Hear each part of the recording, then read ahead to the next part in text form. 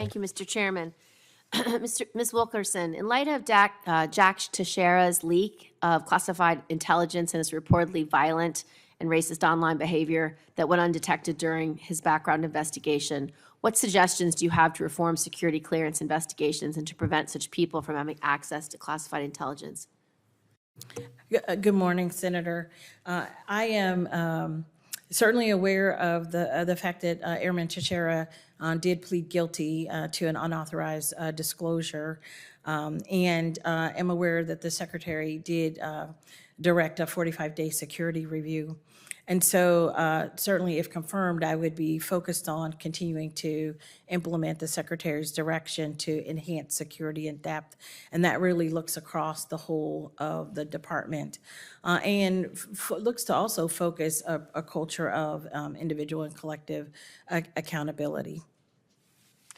Dr. Silmeyer, CISA and the NSA and the FBI have put out a joint advisory on the PRC actors known as Volt Typhoon. They have noted that the choice of targets and patterns of behavior is not consistent with traditional cyber espionage or intelligence gathering operations. If this is more akin to preparation of the battle space, how will you approach deterring a PRC attack on U.S. critical infrastructure? Good morning, Senator. I think I would approach this from two standpoints. First, we have to enable and act. So the first step is we have to enable the partners, the actual owners of those systems who control the security. We have to empower them with better information, more precise threat information. But then we also have to act. We have to act abroad to defend forward and disrupt our adversaries by imposing costs in this domain. How would you empower them? Better information sharing first. Secondly, these publications that our government agencies do release provide technical specificity about changes that can be made in configuration to keep them better protected. That doesn't sound reassuring. In fact, if you were preparing for a battle space where an adversary was going to bomb our subway system, you would have actionable items that you were going to do, that the Department of Defense can do, that our intelligence community could do. But just because it's in cyberspace, you basically declare that domain an undefendable domain where you're going to offer best practices, where you're going to offer information, where you're going to give vendors more guidance. It sounds absurd if you put it in that context. Can you please give me a little more reassurance that if China decides that the battle space is cyber and they shut down our electric grid, shut down our energy supply, shut down our banking system, zero out bank accounts, shut down our food supply, shut down our water supply, shut down anything they feel necessary, such as airfields, such as electric grids that service our bases, I can't imagine that there'd be no response by the DoD but best practices. I agree, Senator. There would not, I can't imagine that either. And that's why I would focus more from the cyber command side on the act, on the cost imposition. But I would do that not just in response, but in the prevention and disruption as well before it occurs.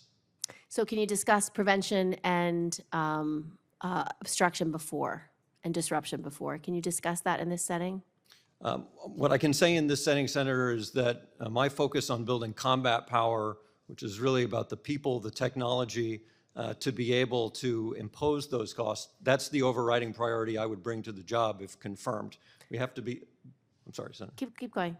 We'd have to be able to bring the technical talent needed, not just to recruit them, but keep them on the hardest missions, focused on the targets you're exactly mentioning, for long enough periods of time to develop that mastery and expertise so that if the order is given to impose those costs, to prevent and disrupt ahead of time, we're ready.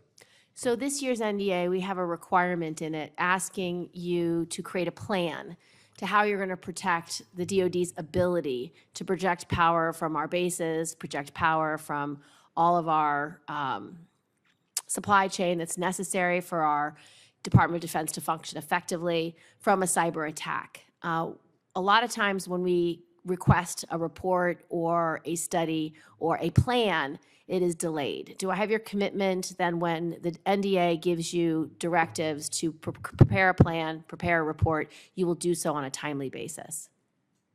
Yes, Senator, top priority to be timely with you, and if that means I've got to come up in person and give a personal briefing before the paperwork clears, I'll do it. Thank you. Thank you, Mr. Chairman. Well, thank you very much.